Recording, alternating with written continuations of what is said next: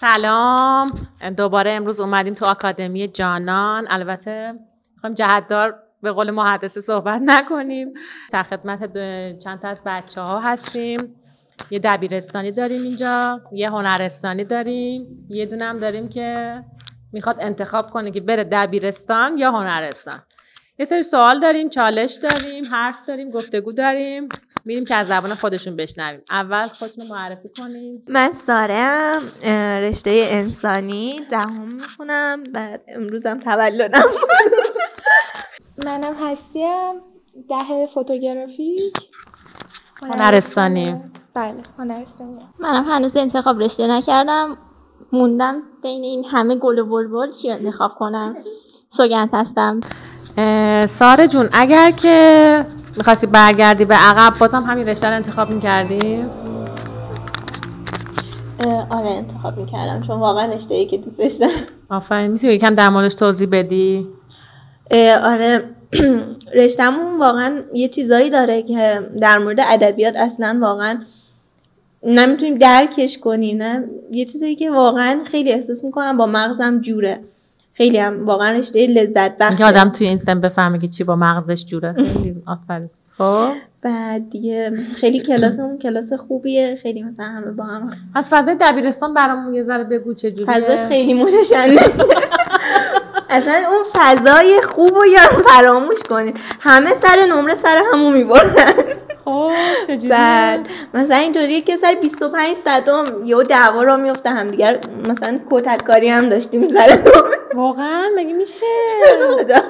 بکنم نقطه مقابل هنرستانه. نه هستی بگه از هنرستان ببینیم هنرستان چه خبره. هنرستان خیلی فضای باحالیه، خیلی حال میده. همه مثل خودتن، همه دارن یه کاری انجام میدن.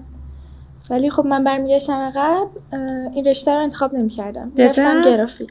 چرا؟ به خاطر اینکه گرافیک کارهای عملی بیشتری داره، بعد یه هیجان بیشتری داره اون به نظرم رشته گرافیک. الان در مورد رشته گرافیک و فوتوگرافیک اختلافاشو میدونی چیا هستش؟ گرافیک خب لحاظ درسی بخوام بگم یه درسایی داره که من بیشتر بهشون علاقه دارم، ولی خب فوتوگرافیک هم دوست دارم. طور نیست که بدم فوتوگرافیک هم همون درس‌ها رو داره ولی با هم تلفیقیه. فکر می‌کنم یکی از چالش‌های خیلی مهم بچه‌ها توی انتخاب رشته باشه، مثلا توی این چند سال گذشته تفاوت گرافیک و فوتوگرافیک، که حالا اینجا لازم میدونم که حتما یه در واقع مصاحبه مفصل در مورد تفاوت این دوتا رشته ما میذاریم که براتون میگیم تفاوتاشو، کتاباشو، درساشو همه رو میگیم. خب بعد فضای هنرستان چجوریه؟ فضای هنرستان هم یه فضاییه که همه مثل همه داریم تلاش میکنیم به یه چیزی برسیم، ولی خب خوشحال‌تر از دبیرستانی‌ها نیستین؟ چرا؟ قطعاً خیلی بیشتر. فضای الکی کش نادیده. فضای گفتی چی متشنجی داره دبیرستان؟ توی هنرستان فکر نمی‌کنم این اتفاق بیفته. هنرستان نه زیاد خیلی نیست. بچه‌ها بیشتر تو فکر ندارن که صبحونه چی بیارن و نمیدونم نهار چی بخورن و کارگاه دارن و کارگاهشون خب خیلی خوبه. رشته با رشته فرق داره. مثلا ادبیات علوم انسانی با تجربی و ریاضی، مثلا میگم با اینکه تجربی ریاضی کنکورشون خیلی سخت داره، ولی خیلی بچه‌هایی که ثابت شده با هم دوست دارن، ولی بچه‌های انسانی یه جوری ان که همش میخوان با هم رقابت کنن. خیلی جهتگیری کردیم. سوگند خانم بگه برامون. الان من اینطوری هم که چرا از من این سوالو میپرسی، من هنوز نمیدونم چه رشته‌ای رو انتخاب کنم. دوست داشتم برم گرافیک، ولی خب گرافیکو دوست دارم، ولی خب خیلی چیزا هست که بیشتر دوست دارم علاقه‌ش. خب حالا تو بیشتر میتونی توی این مصاحبه شنوا باشی، ببینی اینا چی میگن، بعد آخرش بیشتر نظرتو بگی. آره. چی شد که دبیرستان اصلا انتخاب کردی؟ چجوری فهمیدی؟ گفتی که فهمیدم که درساش با مغزم یکی بود. خب چجوری متوجه شدی؟ قبلش چه اطلاعاتی تونستی کسب بکنی از دبیرستان؟ راستش قبلش مثلا همه میگفتن رشته علوم انسانی یه رشته حفظیه، ولی الان میبینم که اونجوری نیستش. مثلا یادگیری هم هست، بعد خیلی تاریخ رو دوست داشتم، بعد جامعه شناسیش خیلی جالبه واقعا، ریاضیش هم واقعا یه طوریه که من باش مشکلی ندارم، راحت میفهمم. آفرین، خیلی عالی. ولی خب به هنرستانی خیلی حسودیم. همچنان تو قلبش هنرستان میتپه. آره مخصوصا وقتی یکی از بچه‌ها نگاهو میبینم بعد مثلا شاد خوشحال، بعد استاد میاره مثلا چیزا رو بهمون نشون میده، ویدیوهای هنرستان، بعد معلم‌ها مثلا نشستن دارن ما هم نقاشی میکنن، بچه‌ها با هم نقاشی میکنن، اصلا یه حال خوبی داره. اتفاقا ما توی این ویدیو تصمیم داریم که کاملا یه فیلم از کل محیط هنرستان تهیه بکنیم و کل محیط دبیرستان و حالا شاید این یه تجربه جالبی باشه برای کسایی که مثلا دوست دارن ببینن تو هنرستان چه خبره. توی ویدیوی بعدی ما این ویدیو 2 پارت داره که حالا امروز با بچه‌ها مصاحبه می‌کنیم، یه ویدیو دیگه هم داریم در مورد اینکه کلا فضای هنرستان و دبیرستان رو نشون میدیم و با هم دیگه مقایسه می‌کنیم. خب شما بفرمایید. اگر برمیگشتی گفتی که رشته گرافیک رو انتخاب می‌کردی. خب دلایلش هم که گفتی. این رشته رو کلا با علاقه انتخاب کردین؟ با علاقه شخصیتون یا به زور خانواده؟ نه من با علاقه. با علاقه. من که در جریان شما بودم خیلی سختی فراوانی کشیدی تا وارد هنرستان بشی و خب خدا رو شکر. شما چی؟ با علاقه انتخاب. بدون بلند صحبت نکن دختر. با علاقه انتخاب کردم. علاقه شخصی خودت. خیلی عالی. من از اون آدم بودم مامانم میگفت باید بری هنرستان، هنر خوبه. چقدر جالب، برعکس همه تقریبا کار عملیم خوب نیستش، مثلا عملی انجام میدم خیلی کثیف کاری میکنم. تو درس خوندم بهتری. 3 از خوبیای دبیرستان شما بگو تا هستی خانم بکشه ببینیم چی میخواد بگه. 3 از خوبیاش اینه که مثلا یکی فشار نداره که مثلا بخوایم حتما یه کار فشار نداره. مطمئنی؟ فشار نداری اونقدر که ما درس میخونیم بهمون. به خدا که دروغ میگه. من قشنگ یادمه میومد اینجا با خانم قاسمی اینطوری میکرد، میگفت من نخوابیدم. گفتم چرا نخوابیدی؟ داشتم تا صبح درس میخوندم. فشار نداری. فشار این که مثلا بخوام تابلو بزنم ندارم دیگه، خیالم از اون بابت راحته. ببین تازه شما اگه تابلو نکشید مثلا نمیتونید تقلب کنید، ولی ما تقلبو داریم. عزیزم هنرستانی هم تقلبای خاص خودشون دارن. نه فکر نکن. راههای رسیدن به خدا زیاده. منتها اسلام دست و باشونه یک خورده بسته. خب دیگه از خوبیای دبیرستان چی میتونی بگی؟ معلماش. من امسال واقعا مثلا معلمامون رو دوست داشتم. معلماتون حرفه‌ای یعنی خیلی. خب بعد واقعا همه چون زیاد کسی سمت رشته انسانی نمیره، واقعا معلماش کسایی که با علاقه رشتهشون رو انتخاب کردن و چون به کارشون عشق دارن دیگه خیلی خوب درس میدن. ولی راهنمایی اینطوری نبود اصلا معلم. از بدیهای دبیرستان چی میتونی بگیم؟ بدی زیاد داره. میتونم بگم. چی بگو؟ همین میگم دیگه، بچه‌ها خیلی میزنن تو سر صورت هم دیگه، سر نمره. بعد معلم‌ها خیلی رقابت ایجاد میکنن بین بچه‌ها. حال خوبم که اصلا نداره، به فکر صبونه و اینجور چیزا هم نیستم، فقط میگیم درس بخونیم که این 3 سال بگذره کنکور رو یه کاری کنم. خب بده به هستی ببینیم هستی خانم چی میخواد بگه. از خوبیای هنرستان برامون بگو، از بدیاش بگو. خوبیای هنرستان خوبی زیاد داره. واقعا هنرستان خیلی خوبه. هر کی که هنرستان دوست داره قطعا بره. خیلی رشته که دوست داره رو مثل اینکه سوگند پارسیم تموم شد. سوگندم مثل اینکه داره به علاقه خودش نزدیک میشه چون هنرستان دوست داره ولی نمیدونه. خب ولی خب خوبیای زیادی داره. مثلا کاری که واقعا خود دوست داری رو داری انجام میدی. یه چیزی نیست که من واقعا درس خوندم واسم خیلی سخته. چیزی نیست که بخوام هی زور باشه، مثلا هی بخوام زور بزنم که درس بخونم. یه کاریه که با علاقه انجام میدم. با علاقه انجام میدی. بدیاش چیه؟ بدیاش بدی نداره واقعا. عزیزم ببین چجوری گفت. بدی نداره واقعا. دروغ میگه. خالی میبنده. هستش دیگه. بده سوگندم بچه‌ها صحبت کنه نظرشو بگه. خب سوگند تو ترجیح میدی که تقلب کردن دبیرستان رو داشته باشی و سختی‌های دبیرستان یا خوشخوشی‌های هنرستان؟ این که جوابش معلومه، قطعاً هنرستان. قطعاً. چرا الان متوجه شدی که احساس کردی هنرستان راحت تره؟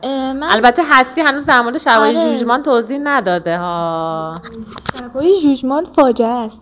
فاجعه یعنی کم میخوابی، یعنی بیشترین تایمی که میتونی بخوابی 2 ساعته. خیلی بخوابی 2 ساعت. و چه جوریه که هر چقدر شاگرد زرنگ باشی و کار انجام داده باشی بازم اون شبا کار داری؟ واقعا باز هست. چون من دیدم بچه‌ها حتی اونایی هم که از همه خیلی زرنگ‌ترن بازم کار دارن. آخه من واسه جوجمان عکاسیمون بعد مثلا میشستیم لیبلای اسمو میچسبوندیم، بعد خیلی عکس داشتیم، خیلی هم کارای چیز بود، ولی خب خیلی باحاله، واقعا حال میده، چیزی نیست که زجر آور. آره من البته خب نمیخوام نظر بدم چون من خودم هم هنرستانی بودم، به قول ساره جهتگیری میشه، ولی با اینکه مثلا تا خود صبح من خودم شده واقعا تا خود مثلا 7 صبح بیدار بودم، بعد رفتم مثلا برای جوجمان یا امتحان، بازم حالت خوبه، یعنی با اینکه نخوابیدی ولی بازم حالت خوبه. بده ببینیم سوگن چی میخواد بگه، خیلی حرف داره فکر کنم. اینو شنیده بودم که شبای جوجمان واقعا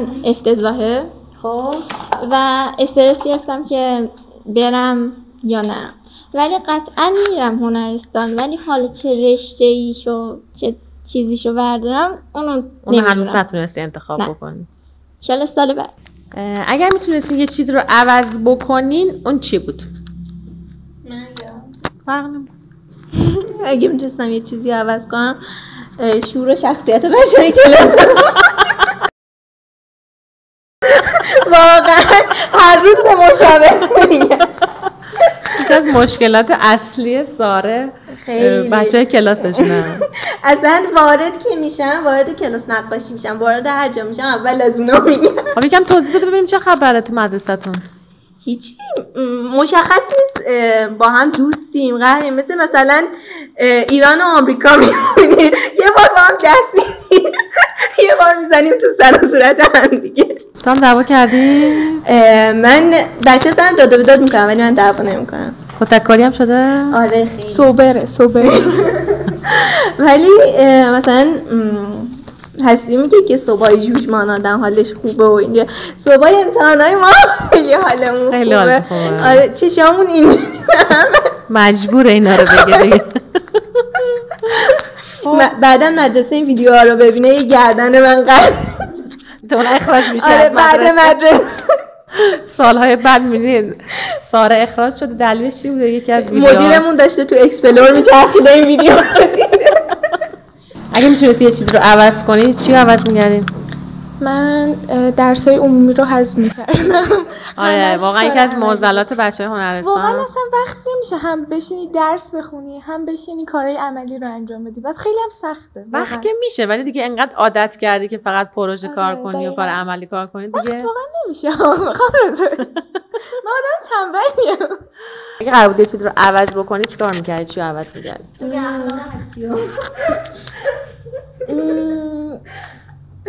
نمیشه گفت، این خیلی سخته، سوال سختیه، 1000 تا جواب دارم، ولی خب اون چیزی که اول از همه به ذهنت میرسه.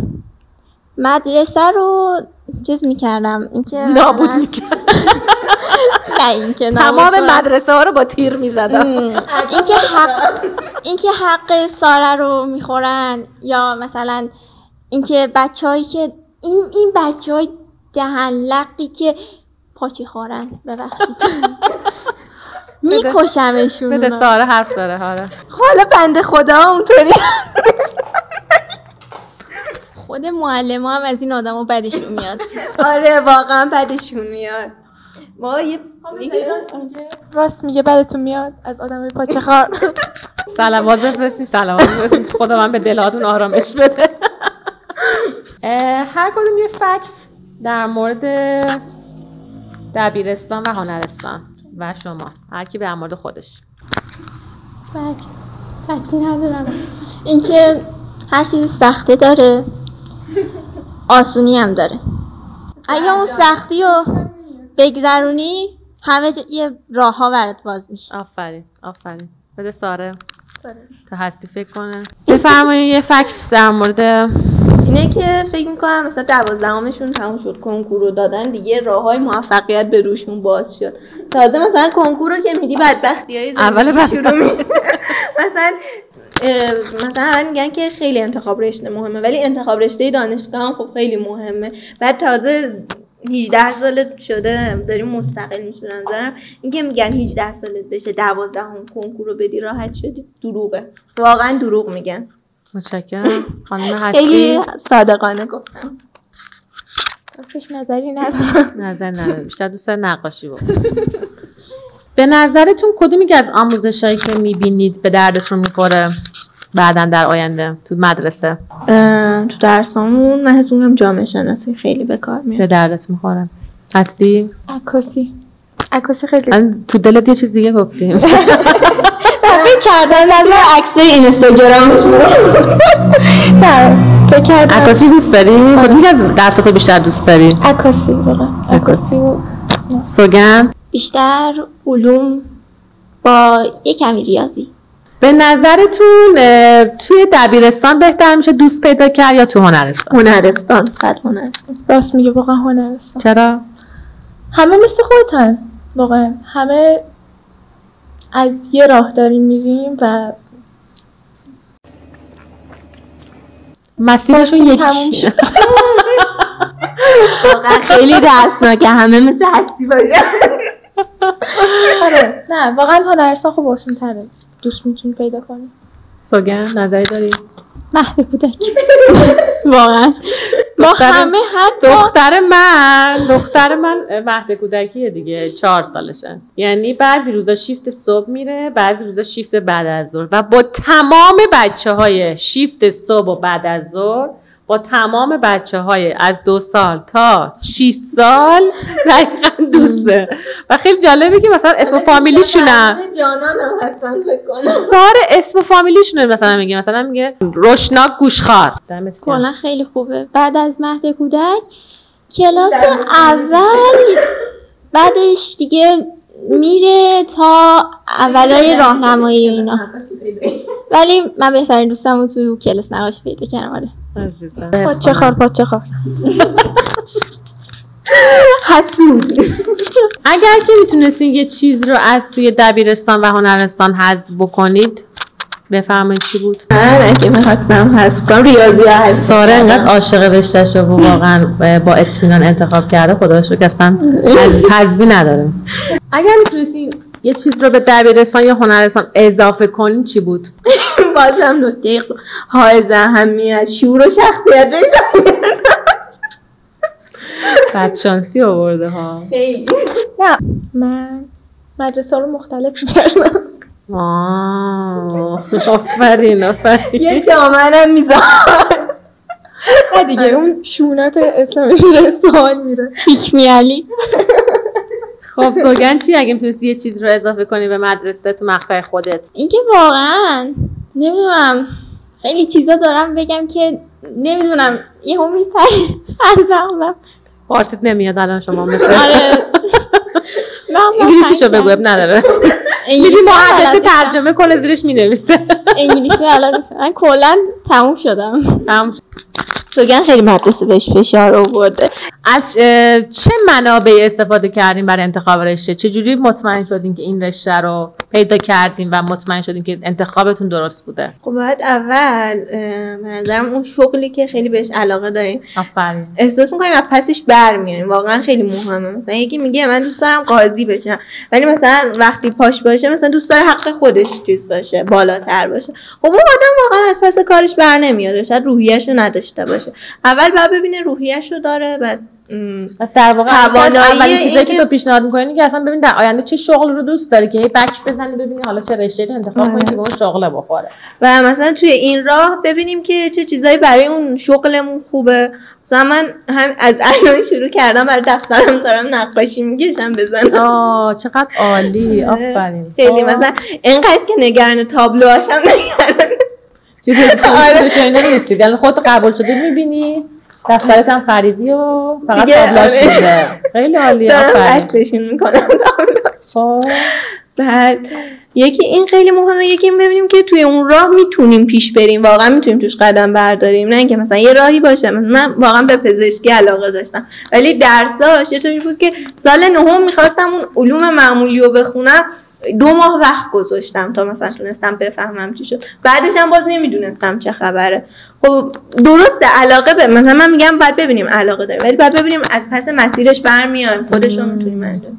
بعد با چه کسایی مشورت کردی؟ از کجا فهمیدی که حالا مثلا انسانی آدم موفقی داشتی که الگوت باشه؟ دایم بود، پسر خالم بود که حقوق میخونن، بعد البته الان وکیلن.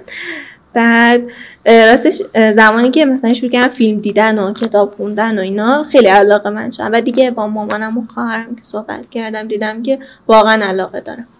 شما؟ سوال چی بود یادم رو؟ از چه منابعی باید تحقیق انتخاب رشته استفاده کنی؟ مامانش رو فرستاد کلاس نکنی. خانم چراغعلی میشست اینجا، خانم رضایی مثلا براش تعداد کتابا رو میگفت کدوم بهتره، همه چی رو بهش توضیح میداد که ببر بحثی خودش یه فشار دروغ میگه. دروغ. من واقعا بخوام بگم شما و بچهای کلاس طراحی نورا و صبا خیلی دلم واسهشون تنگ شد. نورا اگه این ویدیو رو میبینی دلم واسه تنگ شد. اتفاقا امروز دیدمش. واقعا خیلی دلم واسهش تنگ شده، واقعا دوست خوبی بود. یاد بگیر. خب یعنی در واقع از بچه‌ها و معلمایی که تو هنرستان بودن سوال کردی، تحقیق کردی و حالا اینجا تصمیم تونستی بگیری یا نه؟ هی عقب و جلو میشی با حرفای اینا، هی میری بالا میای پایین؟ نه نظر اصلا آره نظر ساره بر مهم نیست، چون که اون توی یه فاز دیگه است، من توی یه فاز دیگه هم، شاید هستی بتونه کمک کنه، ولی اینکه در آینده بخوام از منابعی استفاده کنم بیشتر ترجیح میدم مشورت خواهر بزرگترمو بگیرم. خواهرش آدم موفقی احتمالاً، درسته؟ نه ولی الگوی زندگی نه اینکه نباشه، هنوز داره به اوجش میرسه، به نظر من موفقه. صفورا هر آنچه که نباید بگن واقعا معذرت میخوام، من منظورم اون نبود، خودت میدونی سوتی میدم. این ویدیو در واقع به خاطر این داره تهیه میشه چون خیلی در واقع چالش بزرگه بچه‌ها که دبیرستان یا هنرستان. خب ما گفتیم که از 2 تا بچه‌ای که خودشون واقعا توی دبیرستان و هنرستان هستن بیایم و در مورد این 2 تا فضا، محیط، درساش، معلماش از من شروع شه یا ساره؟ معلمای عمومی خیلی تو مخن، خیلی زیاد، ولی کلا با چیزای عمومی مشکل داره هستیم. برعکس ساره که همش داره درساش عمومیه. ولی مثلا درسای تخصصیمون به غیر از تصویرسازی معلماش خیلی خوبه. معلم عکاسی میخوام راشدی بهترین معلم عکاسیه. بعدا رو نگو دیگه. خوبا رو بگو. خوبا رو میگم. خانم راشدی بهترینه برای عکاسی. واقعا قلب براش بفرست. نه بوس میشه بفرستم. آره. بعد خانم فرادی عاشقشم، بهترین معلمه اونه. چقدر اهمیت داره به نظرتون که آدم معلمش تو مدرسه دوست داشته باشه یا نه؟ واقعا اگه معلمو دوست نداشته باشی میتونی از اون درس هم متنفر بشی. چرا؟ به خاطر اینکه نمیدونم ولی این اتفاق افتاده. یعنی من مثلا تا همین سال پیش ریاضی رو دوست داشتم، ولی امسال امیدوارم که نبینن این ویدیو رو، ولی مثلا یه معلمیه که باعث شد از اون درس ریاضی متنفرتر شم با اینکه دوست داشتم. علاقه یا تاثیرش خیلی به شدت زیاده. چرا؟ من الان خودم توی نقاشی دارم تجربهش میکنم، توی درس خوندنم همینطور. توی درس خوندن به درس خوندن علاقه پیدا کردم به خاطر اینکه خواهرم منو برد دانشگاه، نشونم داد در آینده چیا در انتظارمه و اینکه معلم منم هست به شدت علاقه من به درسم. یک معلم ریاضیمون خیلی دوست دارم، خیلی اصلا انقدر گوگل مگول. نه چه تأثیری داره معلم توی یادگیری شما؟ اهمیتی داره اصلا یا نداره؟ چرا خیلی داره. مثلا رفتار اون معلم، این که به بچه‌ها اعتماد به نفسش بده واقعا مهمه به نظر من. مثلا بعضی معلم‌ها هستن میگن تو اصلا اون معلم‌ها نه تنها خودشون هیچی نشدن، بچه‌هاشون هم هیچی نمیشن. ولی مثلا اون معلمایی که واقعا به بچه‌ها انگیزه میدن و مثلا همه دوستشون دارن، یه جوری یه دستن، واقعا به نظرم واقعا تاثیر مثبت داره. معلمه که تاثیر منفی بذاره روی شما هم داشتین که شما که گفتی شما؟ من آره داشتم، زیاد داشتم. یه معلم فارسی داشتیم پارسال 8 9ممون بود. بعد کلا من از این بدم میومد و مثلا معلم ادبیات بعد یه صدای زیبایی داشته باشه، صحبت کنه آدم لذت، این صداش مثل مردم. بعد شعرم بنده خدا دیگه صداش بوده دیگه چیکار کنه؟ نه استاد دقیقا ما هم سال هفتم یه معلم داشتیم آنلاین بود دیگه. بعد ما فکر میکردیم که این مرده، واقعا صداش انقدر کلفت بود و فکر میکردیم یه مرد توپل مپله داره مثلا بر ما حرف میزنه.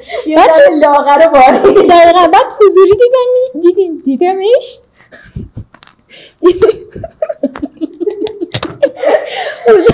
ما قبل مصاحبه کوکائین زدیم. بعد تو حضوری دیدیم اصلا با اون تصورات خیلی فرق داشت، خیلی خوشگل مشکل، فقط یکم صداش مردونه بود. نه این کلا اخلاقش هم بد بود. یهو استاد مثلا مصاحبت میشه من چیزمو نشون بدم، نقاشیمونو نشون بدی ببینیم چیکار کنیم. اینو که من کشیدم، اینو هستی کشید، اینم سوگن کشید، 3 تا متفاوت کشیدیم. برعکس داری میگی. اینو تو کشیدی؟ من توضیح بدم.